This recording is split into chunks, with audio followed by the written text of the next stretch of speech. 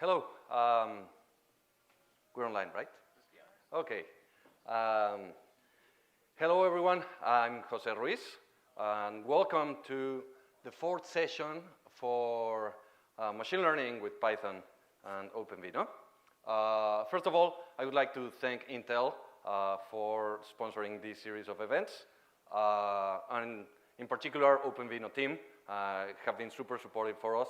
And obviously, what we want to do is to bring awareness to that amazing product, and hopefully this will help a little bit with that, and you'll learn something today. So we have an announcement by Raymond tonight from Intel.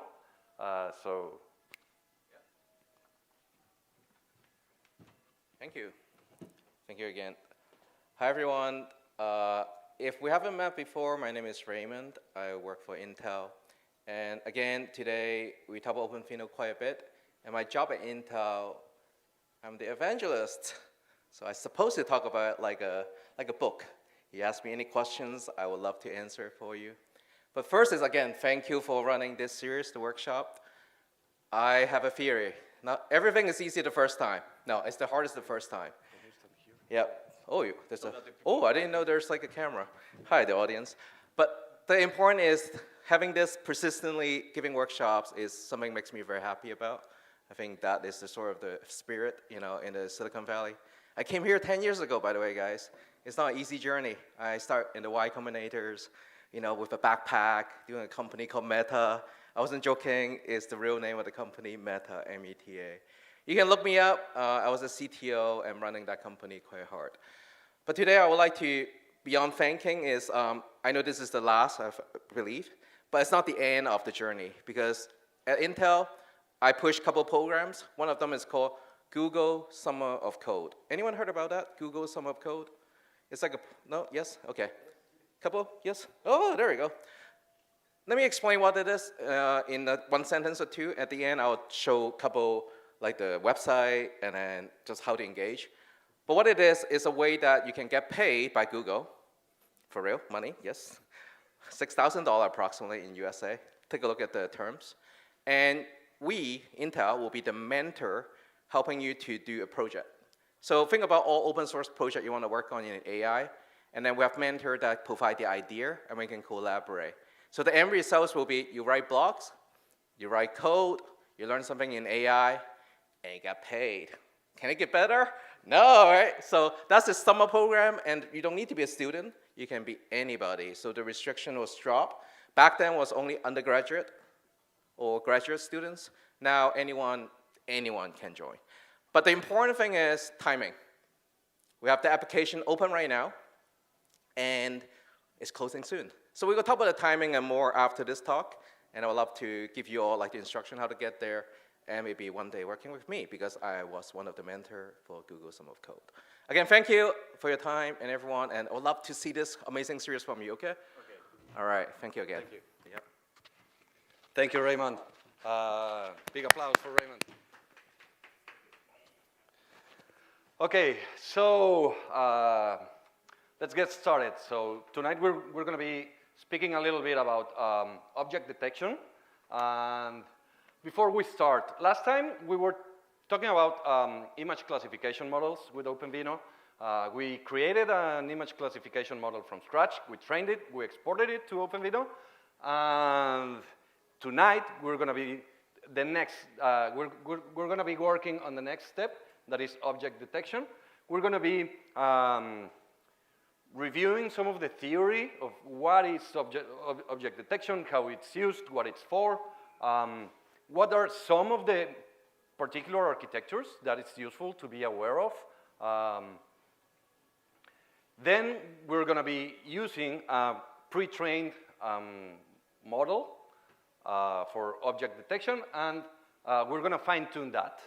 We're going to be using TensorFlow and Keras for that, in particular Keras computer vision.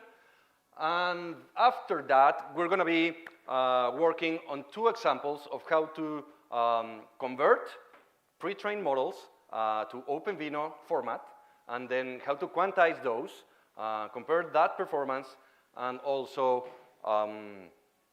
using a newer part of OpenVINO's library that's called Neural Network Compression Framework to further optimize those models so that we get very lightweight, very fast inference times with minimum loss in accuracy. So again, I will repeat the rules of the game tonight. Please let me know if you have any questions. Raise your hand and come up to the front to ask your question in the microphone because we have some people online and the video will be available also to watch afterwards. So in order for your question to be heard through the stream, please ask your question in the microphone. So before we get started with that, to show your Stable Diffusion demo.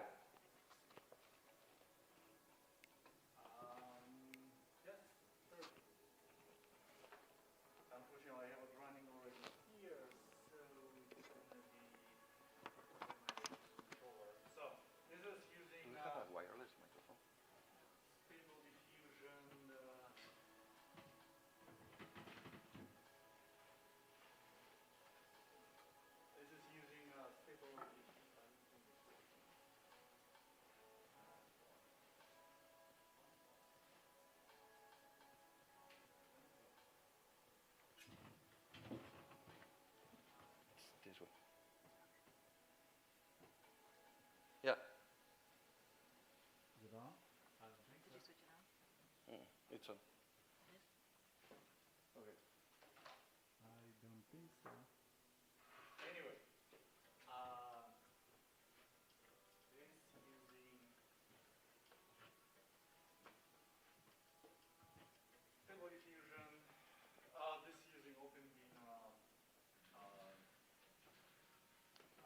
notebook, and well, the thing I changed is to grab top 100 populated cities and run it continuous generation of the landscape with all the cities on Intel Arc GPU, running the latest kernel. That was the Intel GPU drivers we just added in kernel 6.2. This is running kernel 6.3 RC3, which was just released 2 days ago. And as you can see here, it's utilizing Intel GPU for the Arc GPU for inference, and as you see, it's not utilized that much, only 20%, which is quite efficient. And yeah, so it's running at a full speed, only 7 gigahertz, and mostly not using CPU. As you can see, it's only using one core for inference. Well, the reason it's running GPU because I asked GPU you might not know the setting to run. So this is available plugins to be run on CPU or GPU, and I'm running it on GPU 1, which is Intel Arc GPU.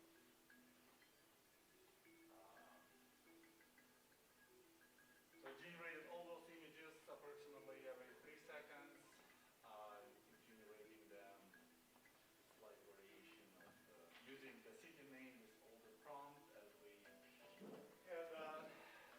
meetup on the prompt engineering here in HackerDojo, explaining that the prompt generation is its own art to ask generative AI to generate some amazing images.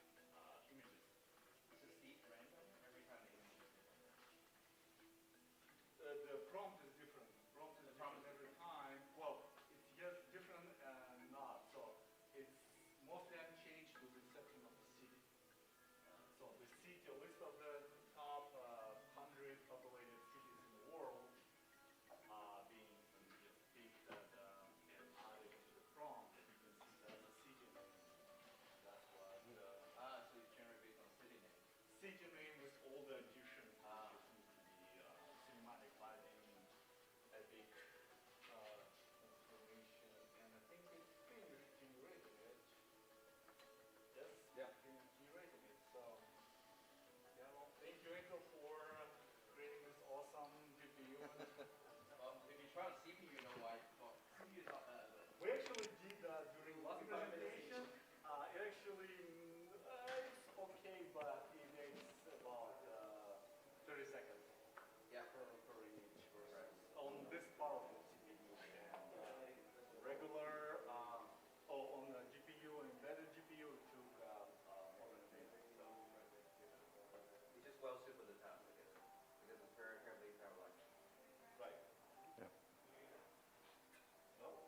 Okay, thank you. If you have any questions about the stable diffusion demo, there's going to be a break in a few minutes. And of course, you can reach out to Victor to ask a little bit about the details and look at the difference, at the different images generated by the stable diffusion model. So back to object detection. Okay, so what is object detection? Anyone here familiar with computer vision who has worked before with object detection? Or is this a new concept for all of us? Okay, a couple. Well, last time we were talking about image classification, and that is the task of assigning a label to a particular image. So it's a single label to the whole image. Object detection works a little bit different. It's the next step, and what it does is it finds multiple objects in a single image, and not only assigns a label to that particular object in the image, it also can predict in what region of the image that object is appearing. And we're going to call those bounding boxes. As we can see in the example here, we have some pedestrians, cars, bicycles, traffic lights, and all of them are independently recognized by a single model. And the trick here is how can we do that in an efficient manner so that we can actually do that maybe in real time, right? So we're going to be working today for that. And some of the applications that you might be familiar with that are using object detection as part of their building blocks will be self-driving cars, for example, obviously, video surveillance, face detection. If you want to perform any kind of face recognition, the first thing you need to do is actually find the face of the person in the image. Same with text, right? When you point your phone to some text in a scene, and then your iPhone knows what's there, the first thing that's happening is an object detection model is running, and it's finding the location of that particular text to later be recognized by a later stage in the machine learning pipeline. So that is object detection. And then what's the difference again with classification? Classification is a single image to the whole, it's a single label to the whole image. Object detection is going to be finding multiple objects in a single image and finding their bounding boxes. And by bounding box, what I mean is the minimum rectangle that can contain the object appearing in the image. Okay, so that is object detection. I hope that's clear. If not, please let me know, and I'll try to explain it again in a different way, maybe more effective. So, just like the last time, we're going to be reviewing a few of the main architectures that brought object detection to life. Here, we're going to be talking about a family of models which were one of the first ones to apply deep learning for detection. That's RCNN, then two iterations of that, fast RCNN and faster RCNN. All of them are very similar, only faster and faster, fast and faster. We're going to be talking about YOLO as well. We're just talking to Raymond here. Next time we'll be working with YOLO version 8. Today we will be exporting YOLO version 7. And then why I say next time, it's because YOLO v8 also includes segmentation. And so for the next talk, we're going to be talking about segmentation. We're also going to be reviewing single shot detector. That's Google's approach to a single shot, to a detector that only does one pass over the image. I'm going to explain in a little bit what that means. And I forgot to include there RetinaNet. So RetinaNet is Facebook's approach to real-time object detection. And we're actually going to be training and fine-tuning a version of RetinaNet tonight. So that's going to be part of the hands-on examples that we're going to be looking at tonight. Okay, so please let me know if this is not clear. I will try to explain how this model how all of these models work. If you have any question, please raise your hand. Ask me your question. I'm going to repeat it for the stream. So RCNN is a particular architecture that uses something called region proposal network. What it does is, first, it runs the image through what we call a feature extractor. And that's kind of the models that we use for image classification without the classification head. That means only the convolutional networks that are able to recognize patterns in the image. And if you remember, the first layers will help us recognize simpler patterns like lines, gradients, circles, that kind of stuff. And then as we move forward and deeper into the network, these patterns get recombined and the nonlinearities get resolved. And so that we can actually be able to abstract more and more complex patterns like, I don't know, the shape of a flower or a tire or that kind of stuff. So after this feature extractor backend, again, it's going to be a simple CNN like ResNet, for example. Then we're going to have a region proposal network that will basically take crops of the image and map out the features that exist in those regions of the image. And then it will basically run those regions through two other networks. One is a classification network that will decide what kind of object exists in that particular image. And the other one is a regression network that will try to predict the x, y of the bounding box, as well as the height and the width of the bounding box. So that's going to be the format that we're going to be finding when we're training object detection models. So hope that's clear. This is a basic principle, and most object detection models today are somewhat based on this architecture or follow these particular principles logically, at least. So the next one, it's called YOLO. So YOLO is the first model that I am aware of to only do a single pass on the image. And the name actually means you only look once. What YOLO does is it actually divides the full image into a grid, and then runs kind of like a classification for each region in the grid.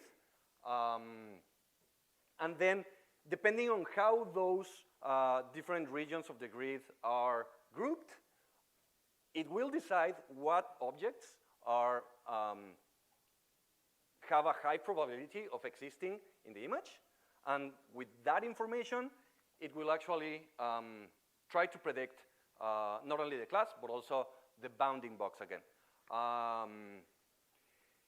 YOLO incorporates a very important piece of calculations that's called intersection over union.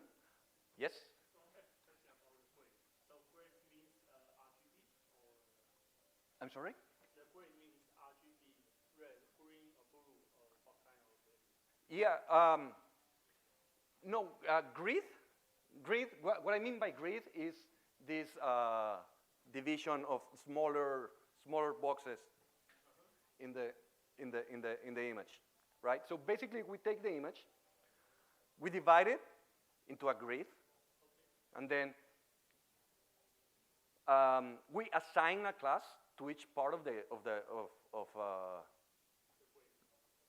grid, and then based on that, we're going to be doing a regression model for the bounding boxes, and then a classification model for the different regions, and then we're going to combine those two using basically two main algorithms. Intersection over union, which we're going to review in a little bit, but it basically means how correct is my prediction of the bounding box. And then we'll also do something called non-max suppression, and that means this process actually predicts more than one single bounding box per object, because it can exist on different sizes, right? So we're going to find the best one regarding the best intersection over union, and we're going to suppress all the rest, okay? So that algorithm in particular is called non-max suppression, okay? That clear? Cool. More questions? No more questions. Perfect. So that's going to be YOLO. Then, around the same time, we saw Google publishing a paper called Single-Shot Multi-Box Detector, SSD. And SSD can be used with several backends. And I think at the same time, all these different backends were used. In particular, ResNet and MobileNet are two of the ones that I am aware work very, very well with this architecture. And if you remember from the last session, ResNet is a big model with a lot of layers that's very accurate, but it's not optimized to run on a mobile device. And MobileNet is kind of like a mobile-friendly version of that.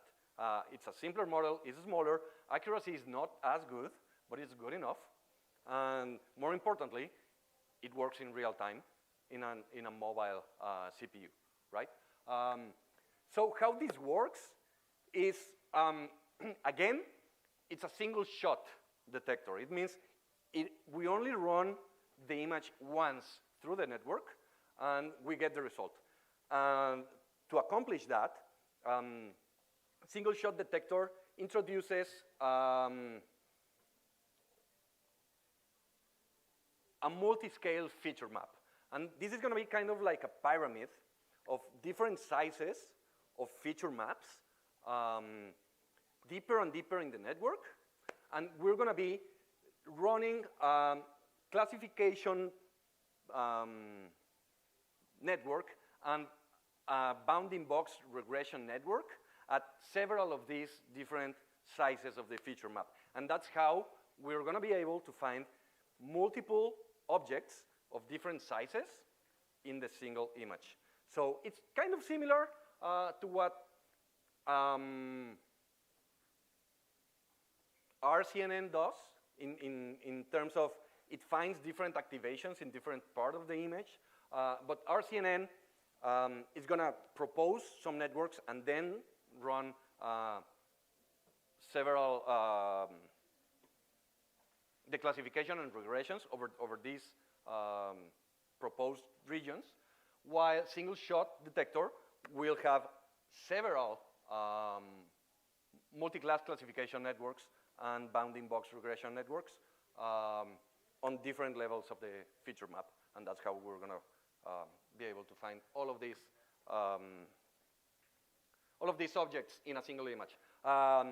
Important thing to know about single shot detector is that you can choose a different backend depending on what suits you better. And that's going to be depending on your task, what kind of model will generalize better for your case. Okay, and good thing is you can experiment super easily with these kind of models. Okay, finally, RetinaNet introduces what we call an FPN, which is a feature pyramid network. It's similar to what the single shot detector does, different implementation. But basically, it does the same thing.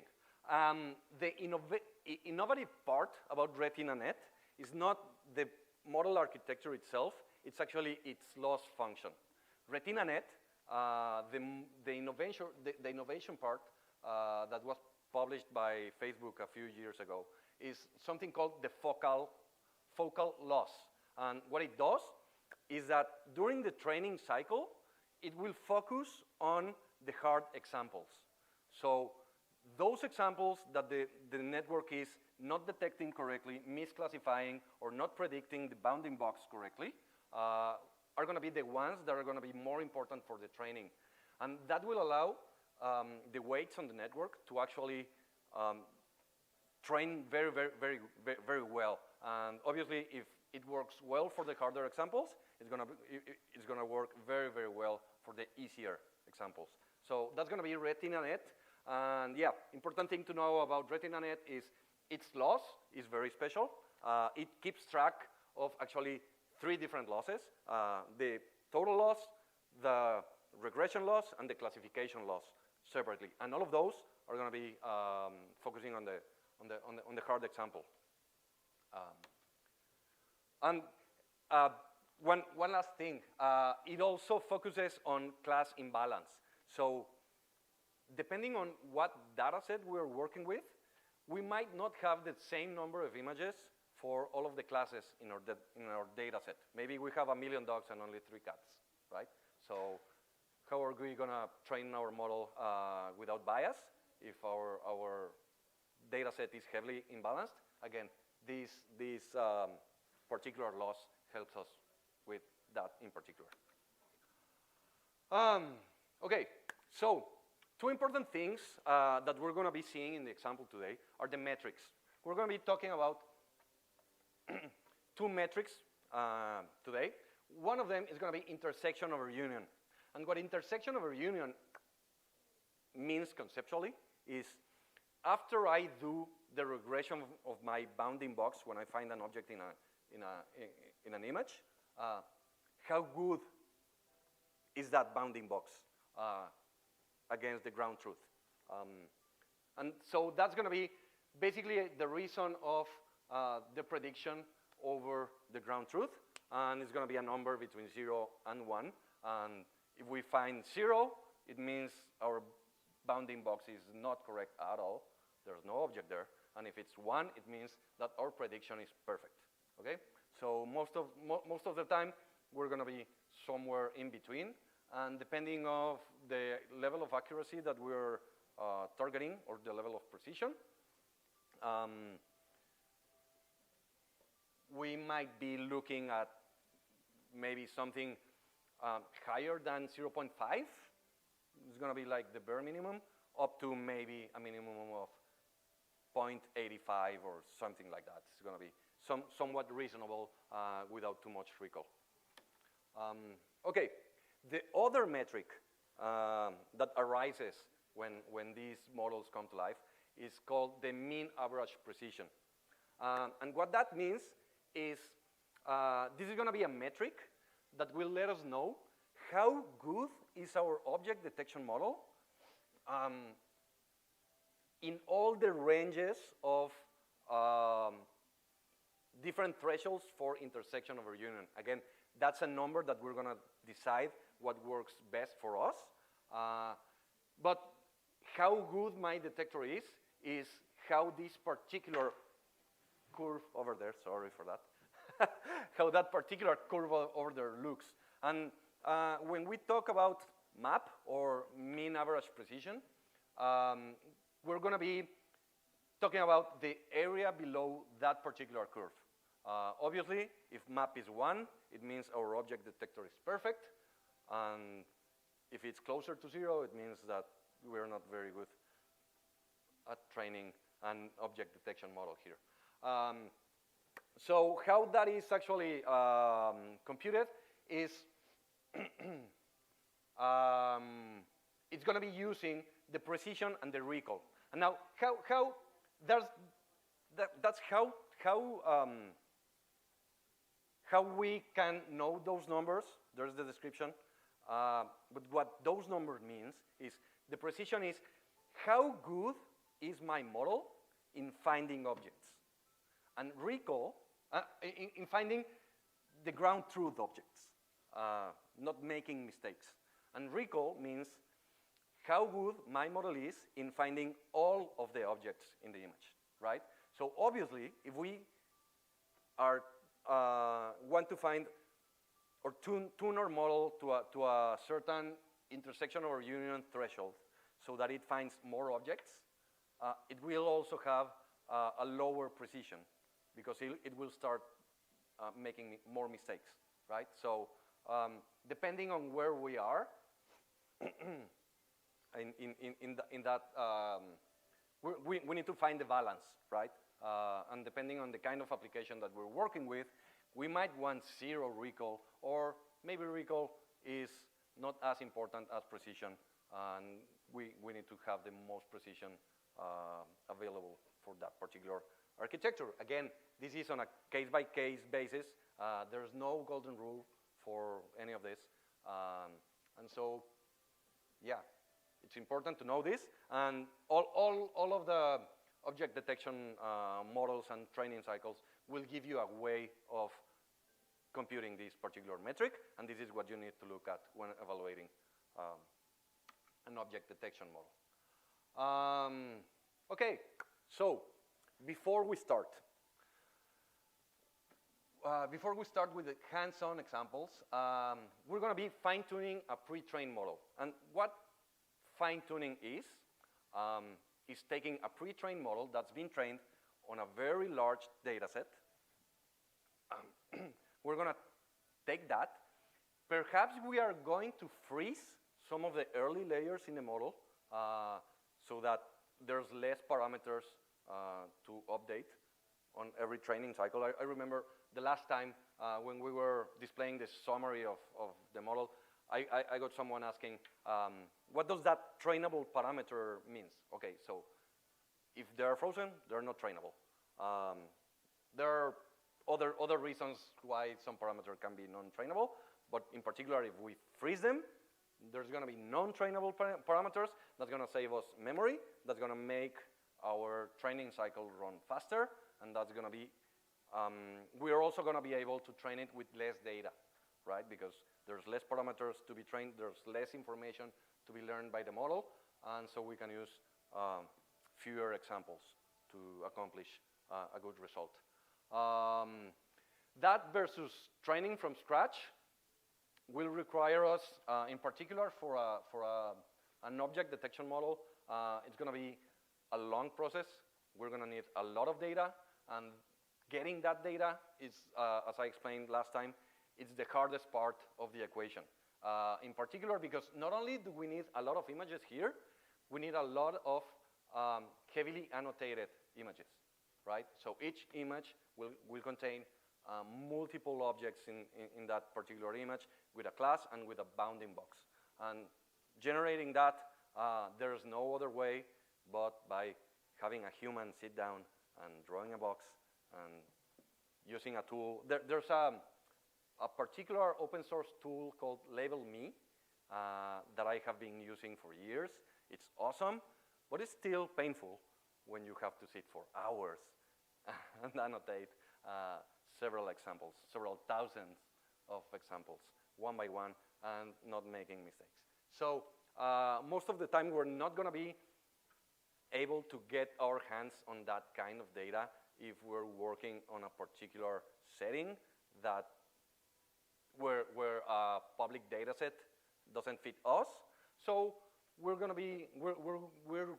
be better off if we find a pre-trained model that's been trained on a data set that has somewhat similar distribution to the data set that what we are going to be working with. And with that, with fewer examples, freezing the network, reducing the number of parameters to be learned, we're going to be able to achieve a nice result for our object detection. So tonight we're going to be doing that. And I mean, the steps are basically what I just described. You load train model, you freeze some layers, and then you run your training cycle on your custom data set. Yes, Raymond? How do you know which layer to freeze when you use it? So the question was, how do you know which layer to freeze? Good question. There's, again, as everything in machine learning, there's no golden rule, there's no answer that fits all, but start with freezing the initial layers. So the backbone is usually going to be completely frozen because those layers are what's going to be able to extract the the lower level features, the lower abstraction features, like lines, circles, gradients, that kind of stuff. If your model is pre-trained in a data set that's very different to what you're working with, then you might need to actually start unfreezing those layers. And I would start from the last layers going back into the first ones. Reason is, again, lower layer features are going to be more easily interchangeable between data sets of different distributions, whereas higher level features are going to be more dependent on a particular distribution of a data set. So we start removing or loosening up the higher abstraction features that our network is capable of finding. One more question. Yes. This is strictly some of the convolutional network. The transformer, the deep learning apply to that side as well? Like I'm sorry, can you repeat? Right. So this more related to computer vision, more on the convolutional network. But let's say, would any of these apply to transformer side? Like for, now GPT, how are these related? Yeah. It's a bit off topic, but it's Don't worry. I'm gonna try to summarize the question. So this general rule that I'm explaining applies to convolutional networks, fully convolutional networks. Does it apply to transformers? I don't see a spotlight. It depends. Again, that's the consultant's answer, right? It depends. Next workshop, let's talk transformers. Yeah, I'm planning to include transformers in one of the advanced topics because there's, we know it's very heavily used in NLP, but there's also the vision transformers, right? And so the simpler version of that would be an attention layer, a single head attention layer. And for those who are not familiar, what an attention layer does, it basically signals in what region of the image there's more interesting information, right? And that's going to be depending on different examples.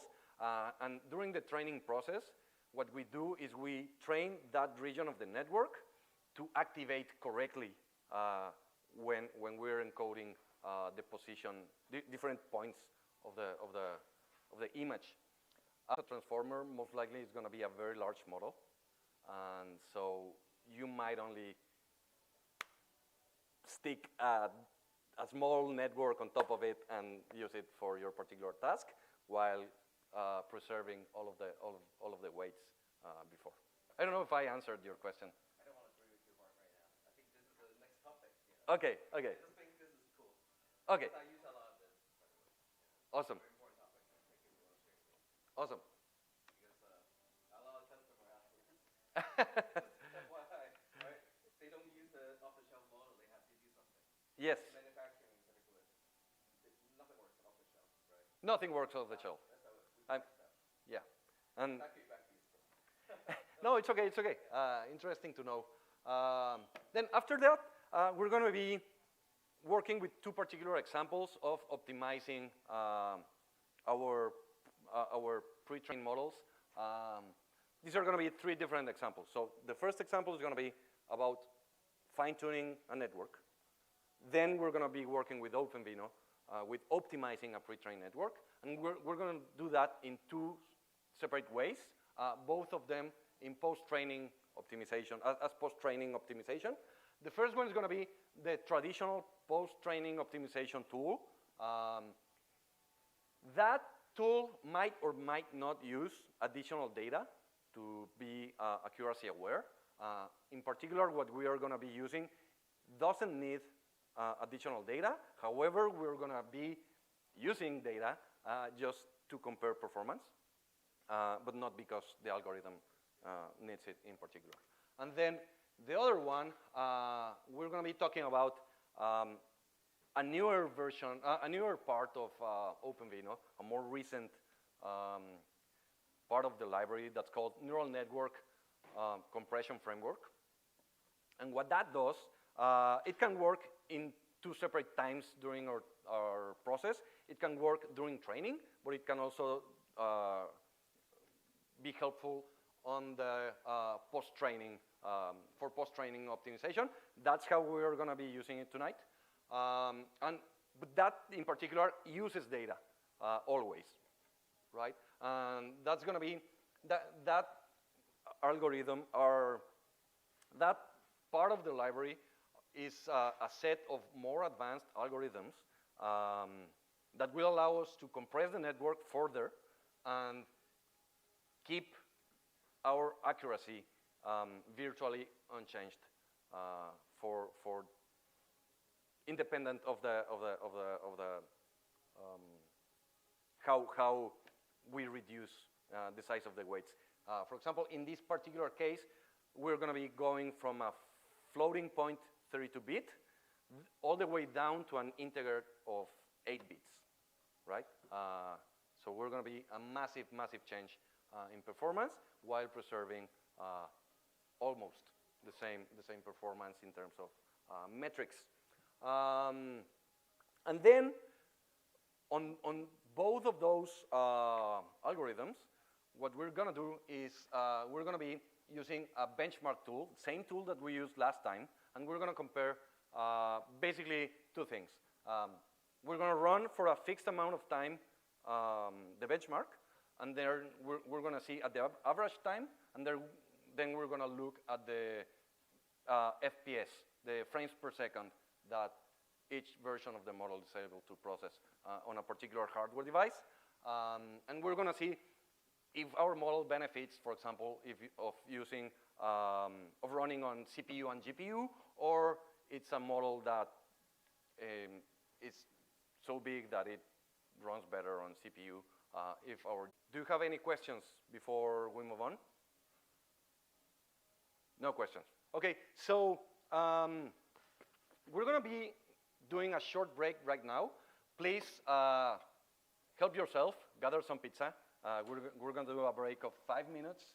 And we're also going to be doing a tour of the dojo. So for all of you who are not members, please let me introduce you to Emily Johnson. She's our executive director right now at the dojo. And I don't know if you want to.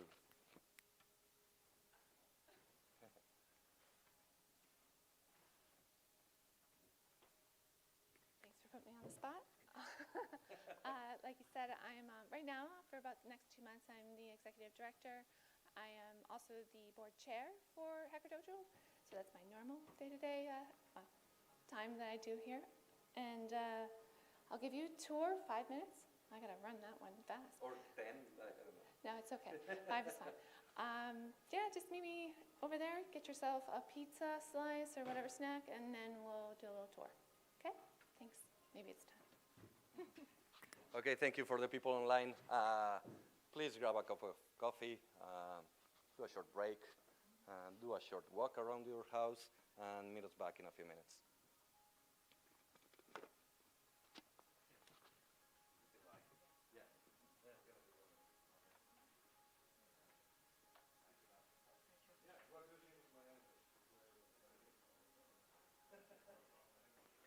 So hopefully, I think most of you were here last time, so you should already have Docker set up. And if you just want to follow along and watch me do this, you can obviously download the examples later and try them by yourself. And I'm always available to help you out if you have any questions afterwards, so please reach out. So what we're going to do is, if you haven't cloned our repository, we set up a special repository for this series of workshops at this URL, github.com/hackerdojo/pythonml. So clone that or pull the latest changes. I just pushed changes a few hours ago. And then you're going to have to adjust your project directory in a particular file there that's called script setup.env. And for that, I'm just going to show you what I mean by that. So you're going to see that there's this particular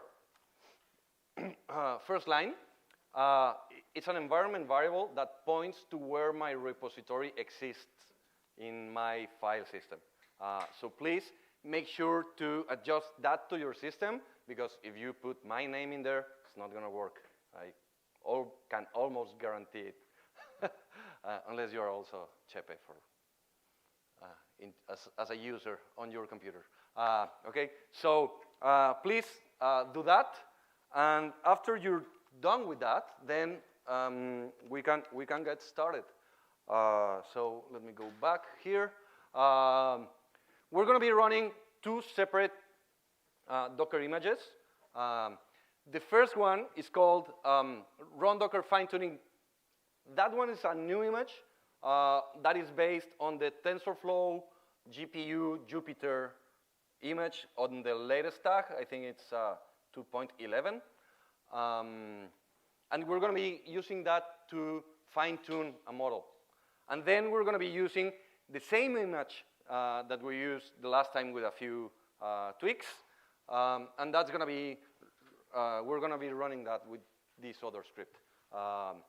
And that one, if you pulled that image the last time, it should be very fast for you to get started with that particular part. So any questions on how to set up? No? Okay. So let's move on. Okay, so first thing first, I'm going to source my environment variables. What that does is basically only sets up this particular variable and creates a couple of directories that you will need for running the example. And then you can start running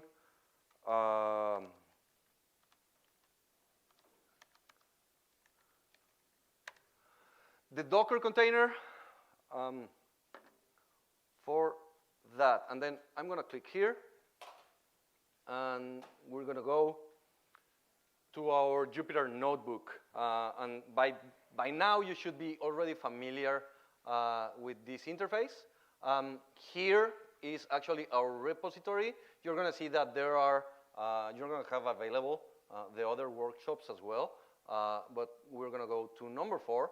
And we're going to go to run this example. Now, where did I get this example from? I got it from the official Keras documentation. So if you go to keras.io and go to the guides, I think, and go to Keras CV, there are some developer guides here, and we're going to be running this particular notebook that is called Train an Object Detection Model on Pascal VOC 2007. Pascal VOC is a public data set used in a plethora of competitions and benchmarks for object detection. And that's what we're going to be using today. If you run the example for the first time, it's actually going to take quite some time to download all the data. I've done that beforehand today, and I've also run several epochs of this. But we're going to run through the examples. Is the text readable? Is it too small? Is that better? Is that enough? Can you, or, yeah? Okay. Okay, so first we're gonna be porting our all the pieces of code that we need to code and make the validation split, and we're gonna configure all of that here.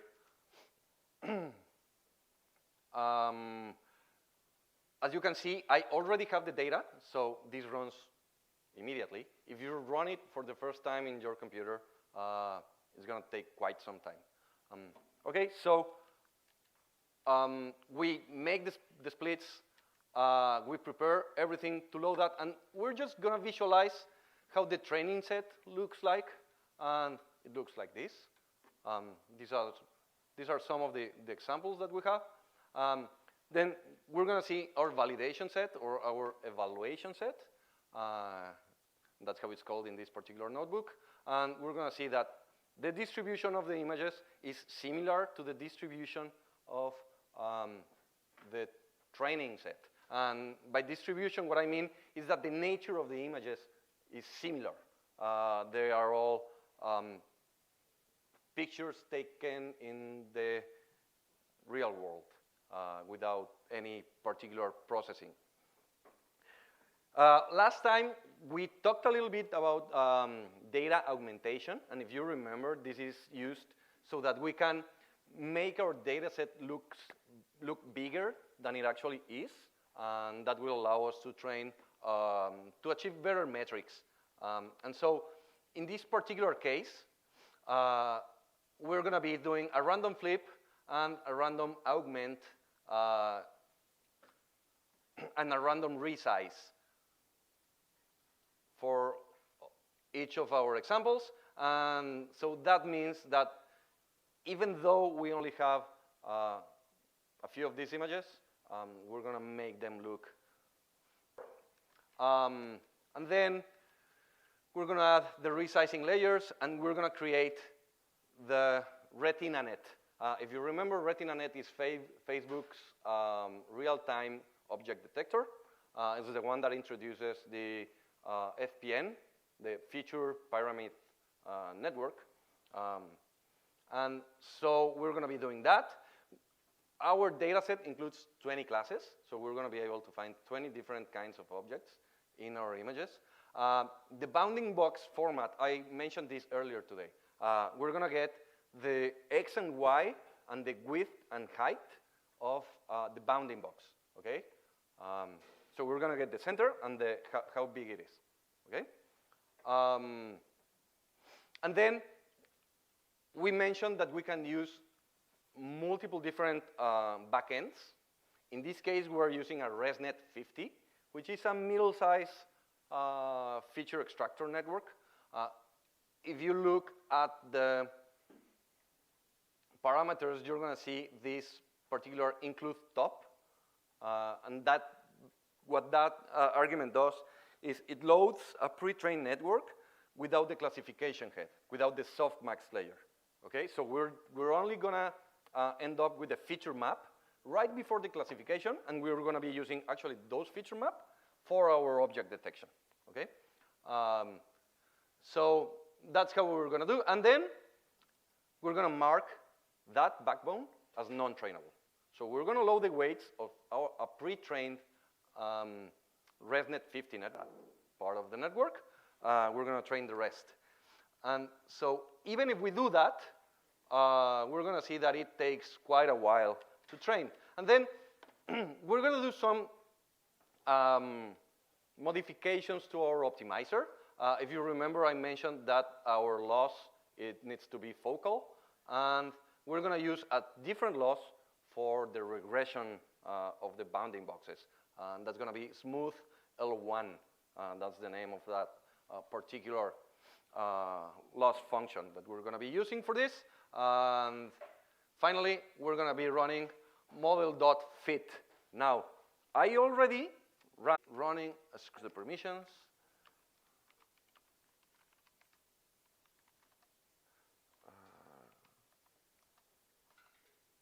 Run TensorBoard, okay? And then scripts, run TensorBoard. Okay, so if you remember, TensorBoard is a tool that's very useful during training time. And that's going to be running on my local host on port 6006. And I'm going to go to Scholars and to get somewhat reliable results. So the results that I'm going to be showing, they look good enough, but they're not perfect. And actually, the metrics can be way better. But this is only to show you how it looks. Now, I'm running this on a machine that includes a GPU, gaming GPU in particular. And you're going to see how, even with that, it takes a while to start. Okay, so here you can see me looking at.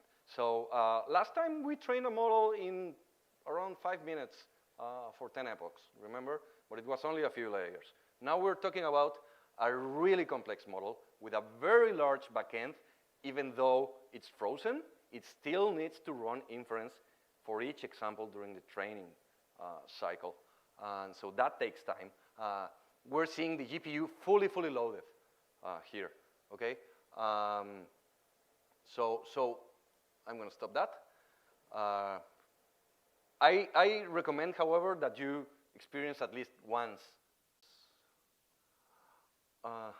And then, okay, so we're going to look at the results here. Let me. What?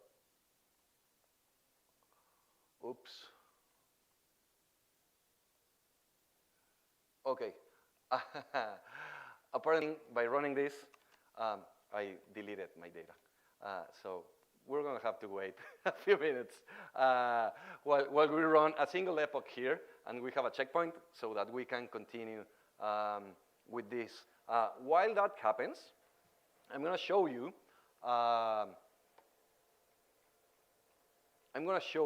some of the details of what we're going to be doing next so that we don't lose a lot of time there.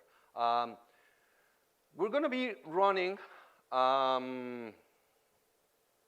prediction step for our examples. Now, unlike our classification example, where we run a prediction and we immediately got a tensor with a single scalar number that indicates the class that the image belongs to, in this case, we're going to get actually a more complex tensor in the end. And we need to do something called the non-max suppression. Fortunately for us, Keras computer vision provides that automatically for us so that we can evaluate this before we deploy that model tonight. So we're going to be doing that in a few minutes. While that runs, I'm actually going to start the other example.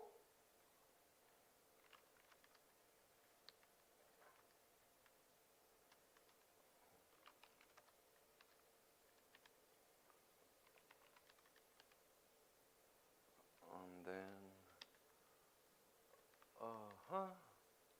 okay. Let me just make a quick change there. I'm going to open this on a, I'm not going to use this here. That here. Okay. Sorry for the hassle there. Paste. No?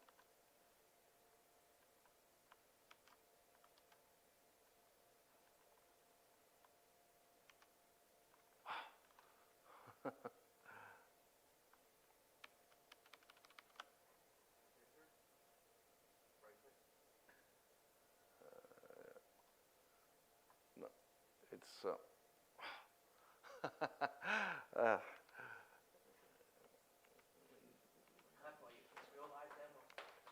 yeah, sorry for that. Let me see. this.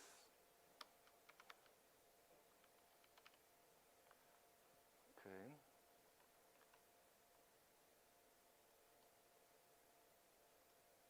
Okay.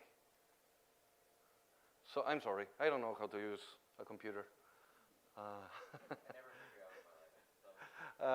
Okay, so here, if you remember, this is the same Docker container that we were working with.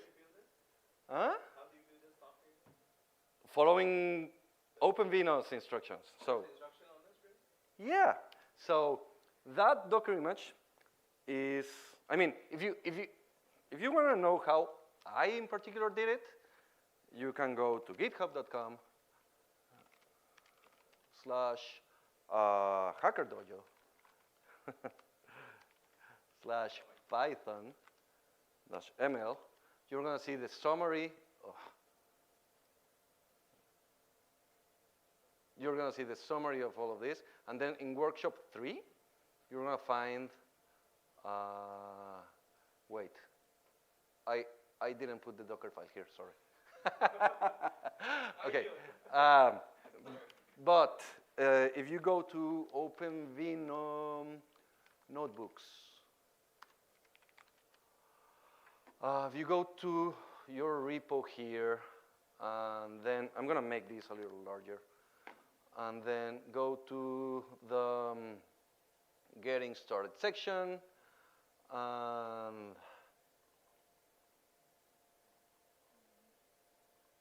where's Docker here?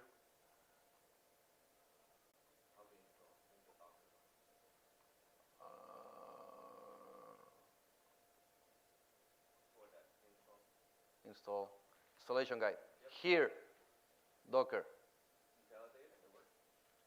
Hmm? So that's what you did? This is what I did, yeah. Oh. So you basically clone it and build it. Nothing special. The Docker file is actually here. I told the people to do it before. I didn't know if they finished it. Okay. Yeah, it works. It has some quirks. I had to fiddle a little bit with it. Can you file a report for us? I will file a report for you. Not working last time. Yeah. Also, I think I built it. I combined it with CUDA image because I'm using a CUDA GPU, and I needed to be able to run both things together. See your discussion or something. Yeah. I'll make a post. But it's mostly working. I think I only changed a couple of package versions and that kind of stuff. Okay, so if we go back here, where were we? Jupyter Lab. Okay, we're here, and this is the first example that we're going to run. We're going to be running the post-training quantization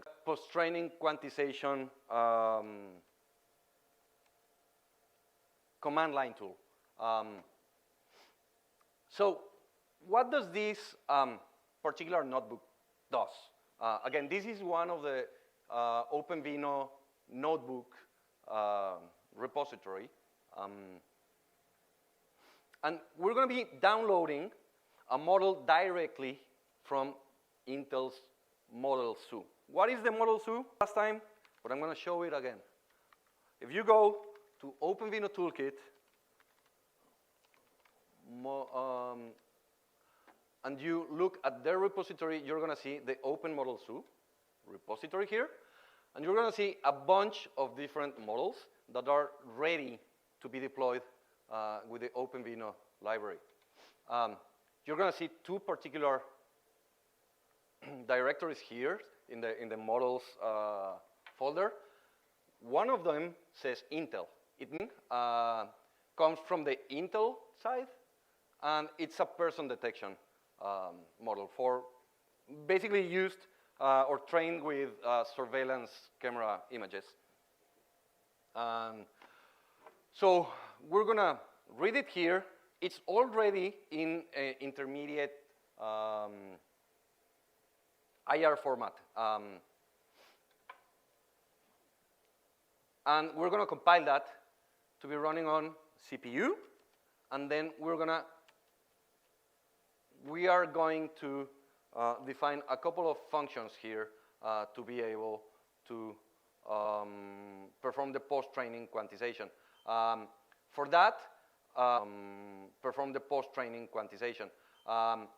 that, if you look at the details of this class, this is in extending the data loader class that needs to be available there for the quantization process to work correctly, especially if we are doing an accuracy-aware quantization process. Remember that there are several algorithms available for us. And then we're also going to define a class to compute the map metric. Remember, map means the mean average precision at different thresholds, a different intersection over union thresholds. That's a mouthful of words. Okay, so we're going to define those, and then we are finally going to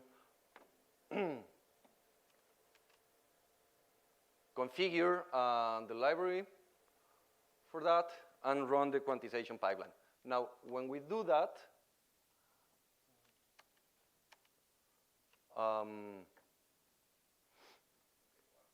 it's going to take a few seconds here, and then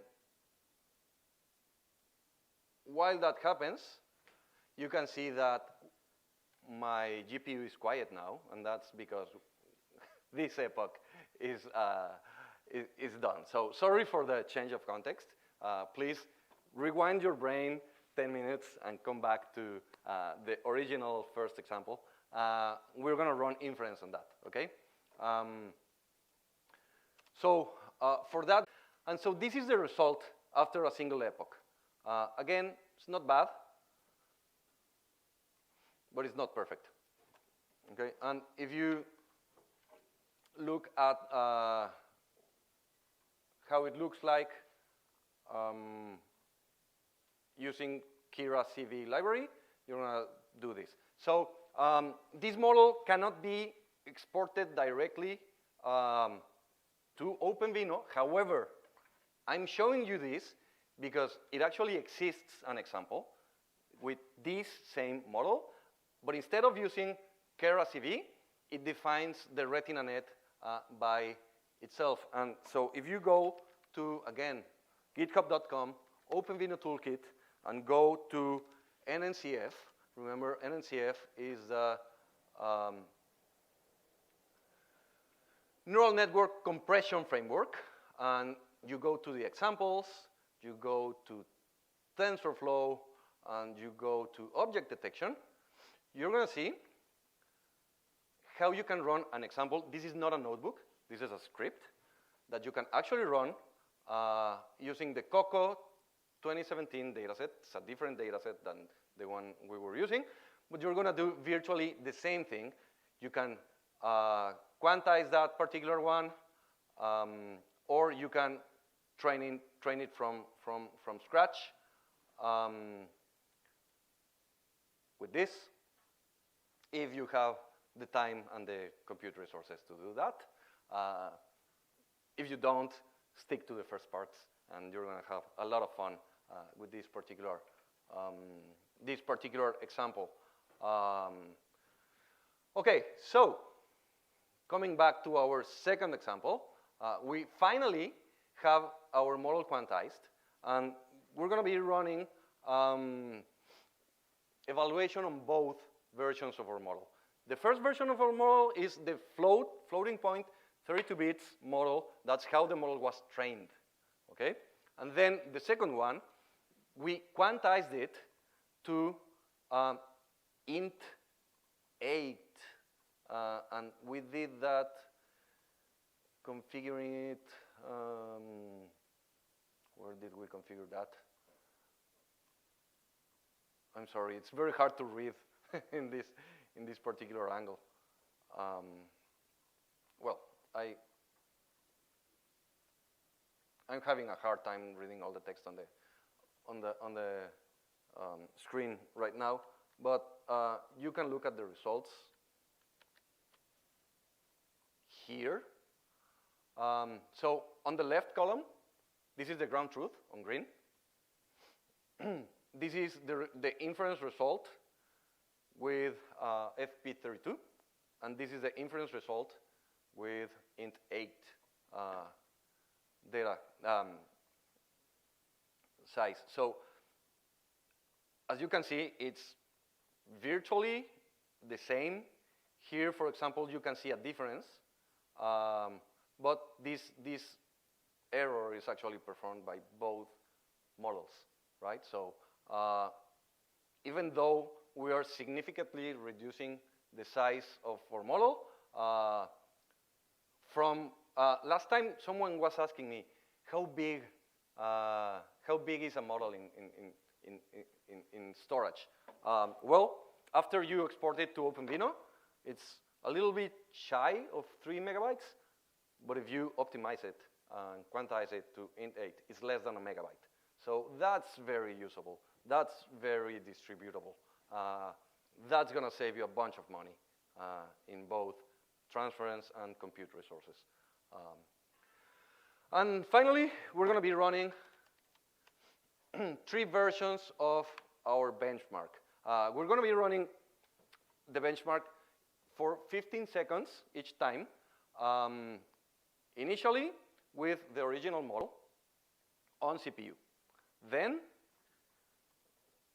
we will be running it on CPU, but the integer 8 version here.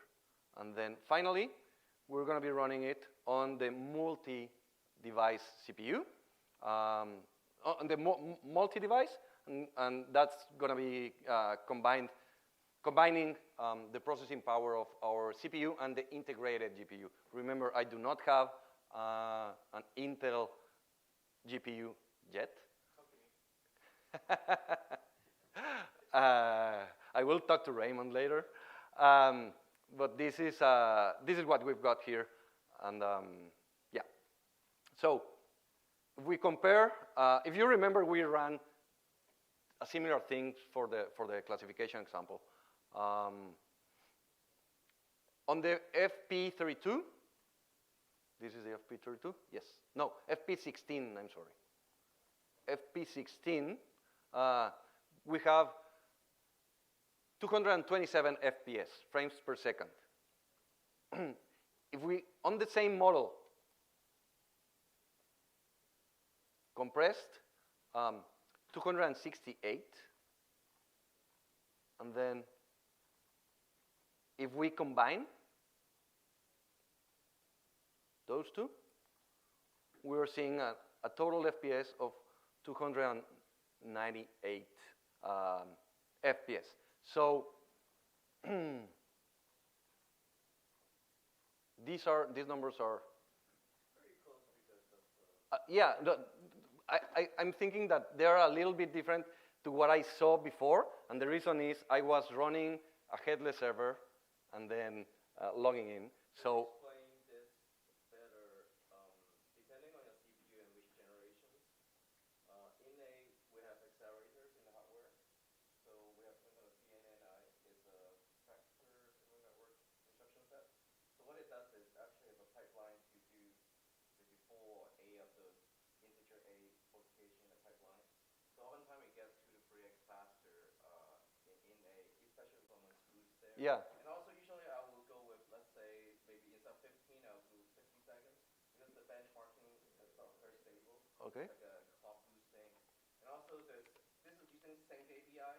So what it does is it will do one inference at a time. Yeah. If you use async API, you can actually get extra performance too. So there's a lot of tricks.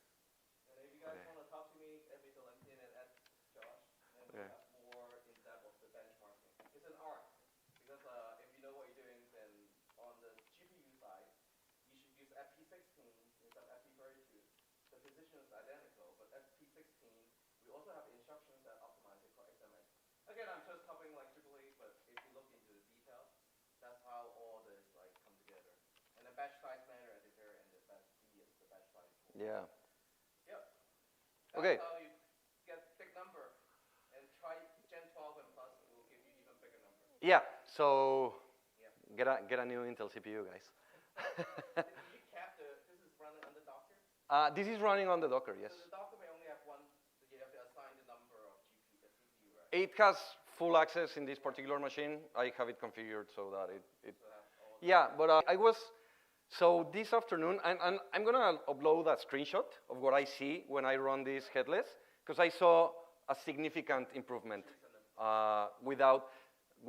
so if you look at the usage of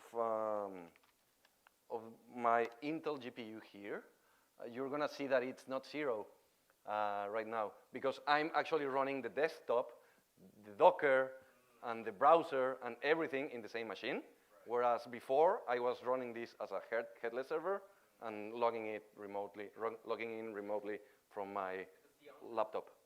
No, it's the 99. I mean, this same machine. It's a workstation.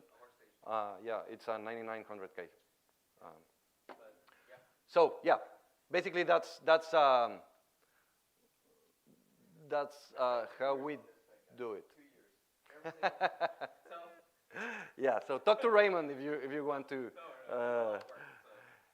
And then finally, we're going to move on to our last example, which I found the most for the YOLO 7 model. And we're going to be running some scripts from within that repo, okay? So the first thing that we're going to do is we're going to run inference. That inference saved an image to disk, and this is the result. So we can see that right away our model is working. It's able to find courses in a field. So nice. That's cool. And then we're going to export this to ONNX format. So ONNX is kind of like an intermediate format that we're going to be using in this particular case, because I think when this notebook was written, PyTorch was not directly supported by NNCF. However, it is supported now. So this step might not be necessary. However, I'm not modifying Intel's examples.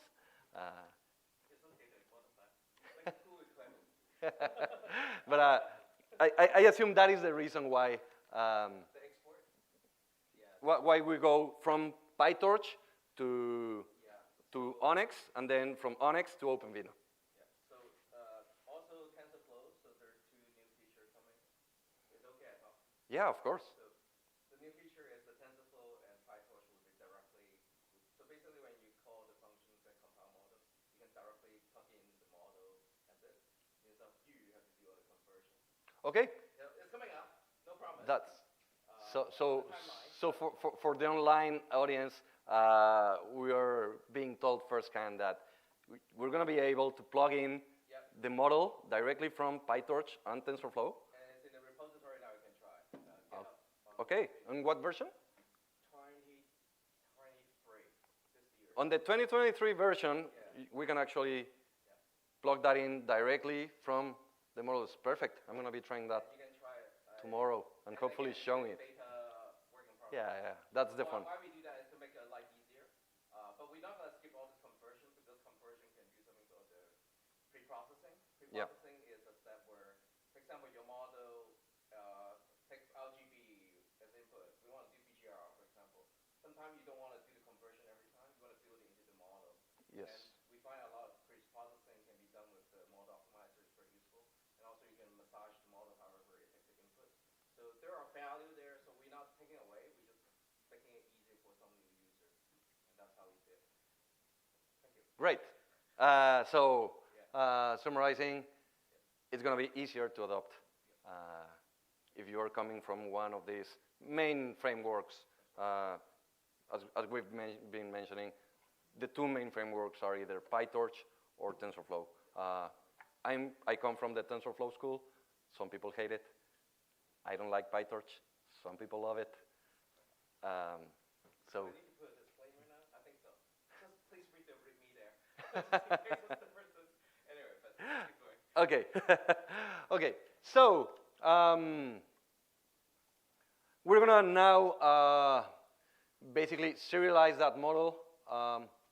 to OpenVINO format, defining some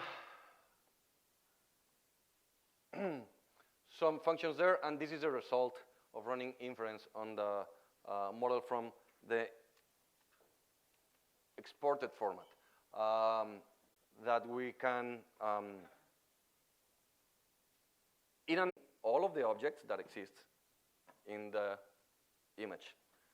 If we make a model, perform with a good recall, it will have a lower precision, and that's just how it works. Okay, so here what we're doing is we're running our test function on the data set that we downloaded, and we're going to be showing the metrics before optimizing with NNCF. Then we will quantize that model using this particular mixed preset. You can see some of the details of what's happening there. And we will run again our test. So let's see. This will take a couple of minutes, I think. Yeah. So while that runs, I'm going to go back to one of the repositories that I was showing you, because when I discovered OpenVINO, I spent weeks in this repository. There are so many models that you can try.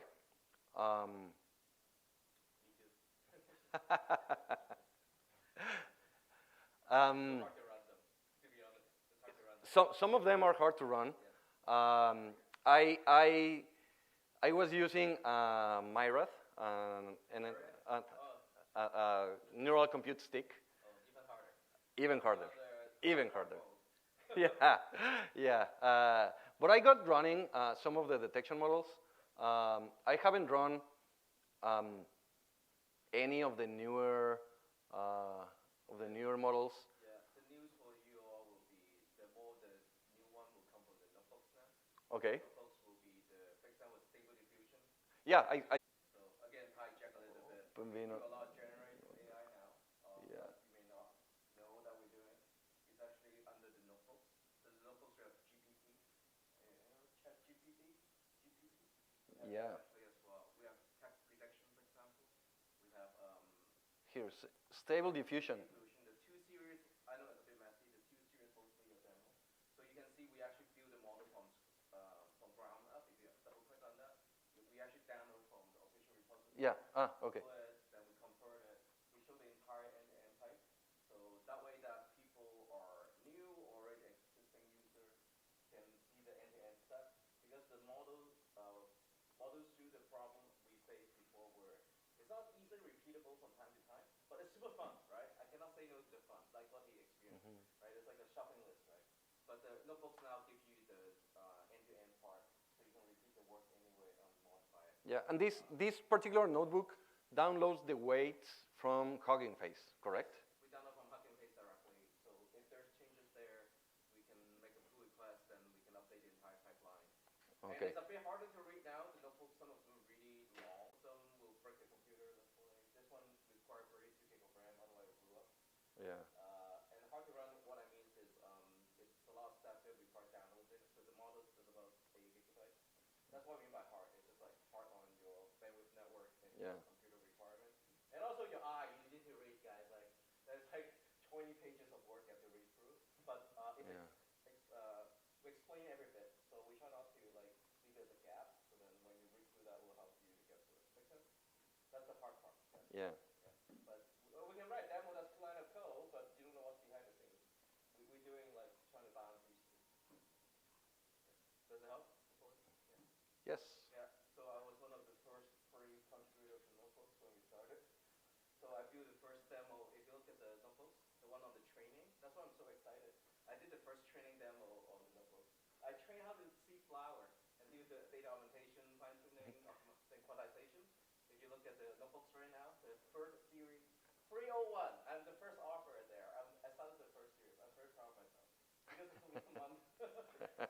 Anyway, so Yeah. we all talked about this.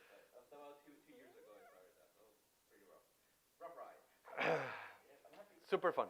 I'm not using it. I'm actually excited to see people using it. Okay, so take note of this particular number here. This is the mean average precision of the model before quantizing. Okay.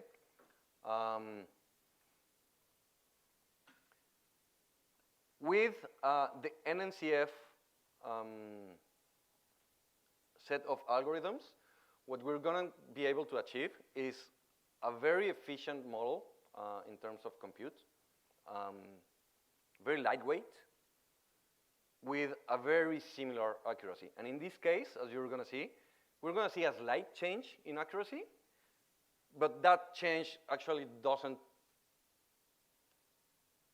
it doesn't actually affect the performance of the model itself. It's a mathematic difference, but in real life, as a human, you would be, it would be very hard for you Like to notice. Noise, like if you have more noise in the image. Yeah. It's like we have use case where we try to track people in the retail. As long as the people is okay. We counting 1, 2, 3. Yeah. It doesn't matter the bounding box shift a little bit. It's still a people. The detection and recall rate is good and all that. Yeah. That's we find is intriguing. Okay. So look, 352 versus 300 and how much was it? 59. Okay, so nothing. So that's why I think this particular benchmark is interesting. This one will run for a minute using the async API. Okay, so in this particular one, if we run it on GPU, we couldn't see an improvement on the integrated GPU. If you run it on Arc, I'm sure Thousands, guys. thousands. You can get thousands, but not me because I don't have an Arc GPU. Don't worry, calculating it. Try on that machine, the A770M. Yeah, I'm gonna be. We can do training with that too. That was one of the questions that I had. Yeah, you can. So you can do training on Arc? Yeah, but is it On which framework? PyTorch. PyTorch? Called IPEX, IPEX. It's an Intel extension of PyTorch. Okay. So it's a new effort we put together that basically we don't call CPU, GPU, we call XPU. XPU. XPU, you know. Anything that accelerates, then the framework. Okay. There's some bugs here and there, maybe. I don't want to overpromise. I always say there's bugs so that you don't come to me and say, well, it's my safety net. But it works. You Yeah. can do some basic things with it. Okay, so we're getting 48 FPS on the non-optimized model, and then we're waiting for the results on the performance. Right away, we can see that it takes 24 milliseconds to run the first one versus 39 milliseconds, which is a significant difference. So we're going to get almost double the performance here just by looking at that number, and also because I already ran this. Coming back to training in Arc, Yes. are there plans to support, for example, TensorFlow? Yeah, we have TensorFlow. It's called the TensorFlow extension. TensorFlow extension. So it is currently supported? I tried to have a demo somewhere. You can ask me. My team in PRC tried it. Okay. So again, it's a test demo that we show that my flower demo in the repository Mm-hmm. can run on the Arc GPU. I think I wrote a blog on it. I just forgot. I did too many things recently. Okay.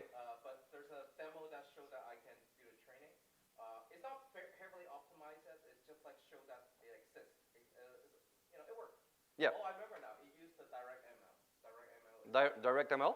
Direct ML is like from I think Microsoft. I'm not familiar. So it's Sorry. It's an effort where you actually even can use the integrated graphics card to run some of the machine learning stuff. Okay, interesting. So it's an effort by Microsoft. I remember you can find it. Yeah, so it worked. And Okay, now you so So we'll be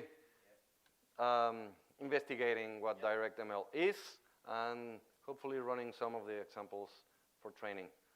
And again, after quantizing with NNCF, we will the performance. So amazing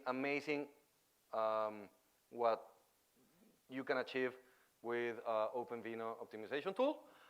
And so remember, efficient models means saving money in the cloud, especially when you're scaling. So that's why this is super important to be aware of. Whenever you run a successful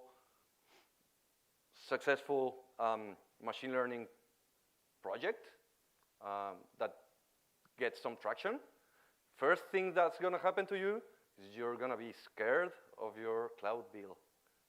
So don't wait to optimize your models and take a look at OpenVINO. Okay, finally, before we go, please take a look at that survey for a chance to win 1 out of 2 gift cards, $50 gift cards. And with that, that's all from me. I'm always here if you have any questions, if you need help with your setup, if you want to talk about machine learning, or if you want to talk about music. I'm also interested in that. Okay. Can I talk about Google Summer of Code for 1 minute? Yeah, and remember Google Summer of Code. And do you want to plug in? Okay, so I'm giving the Microsoft to Raymond here. So I just want to give some instruction, and then that's it.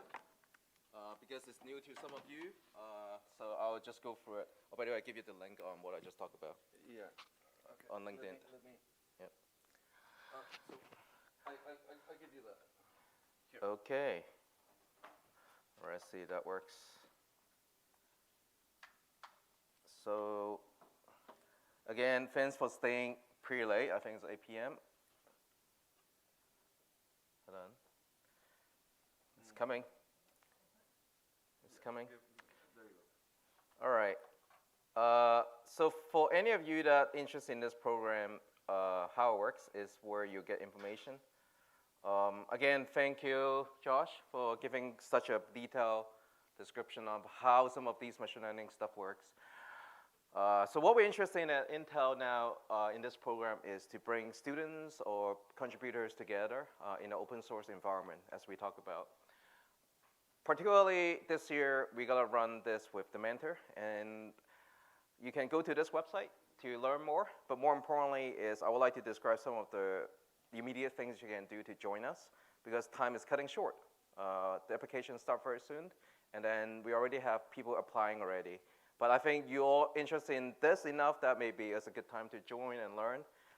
And so this is how it works. So before you start, you need to find a mentor. What does it mean? It means that you have to partner with one of the ideas in this list. So how do I find this list? You go find our basically Google Summer of Code and OpenVINO in 2023. You look at the idea list. Then you now bring you to this idea list. We basically have 10 ideas with different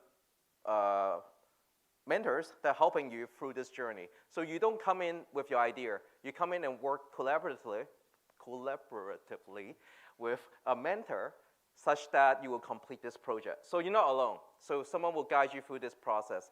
And a lot of these are really interesting projects. For example, let me see. This one that you should know, like Google Media Pipe, right? So if you want to have that running on OpenVINO, it doesn't exist yet.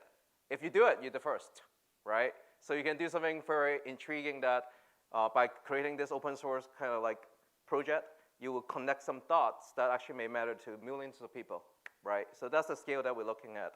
So we have mentors actually literally in PhD in this kind of work that are teaching you to do this, and you get paid, right? So that's why I say it's a very much a win-win.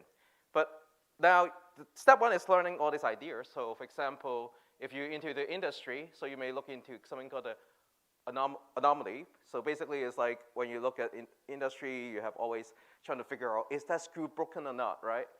that you have to build a whole thing from scratch, or you can use something like this to train a network very quickly, use very few samples.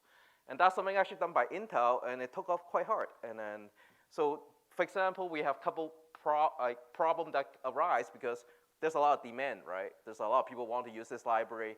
So we have a lot of vendors came in to say, okay, we want to build more of it. And lastly, there's one on industrial meters. I think this is interesting. Does anyone know how hard it is to replace an analog meter in a pipe? Give it a try. Probably earn more than myself sometimes. You see, just to fix your faucet at home, it costs a lot of money. And guess what? That's a huge problem in the industry is a lot of things we built in the last decades were analog. And how do they monitor it? They send a guy, look at the meter, it's like, that's 25, it didn't blow up, then go back and write a report. That's how the world works, right? So a lot of analog meters were literally monitored by human. So if you put a smart camera, identify this. So those movies, before something blew up, there's like a meter that went up. We can digitize this and avoid those situations. So you don't want to, blow up in a power plant. So that's sort of the things that we're doing. All these mentors are the expert in the field. So then by working on this program, first, I think you learn a lot. This is a very valuable thing because I was an alumni. I took this program twice, and I was with NVIDIA, so I don't know what to say. But now I'm at Intel, right? So it's kind of irony. So I actually did CUDA for my PhD because of that. It inspired me to work on GPU. So that was my thesis, and I enjoyed it. Anyway, so now the hard part for you is once you identify the project you want to work on, you talk to the mentor. And I was a mentor last year. Now the hard part, you need to do exam. Guys, you have to do quiz. And this is the quiz questions, okay? And we almost ran out of quiz questions. And these quiz questions will get you familiar with this. Even today, you don't want to do this. Next year, we're going to come back.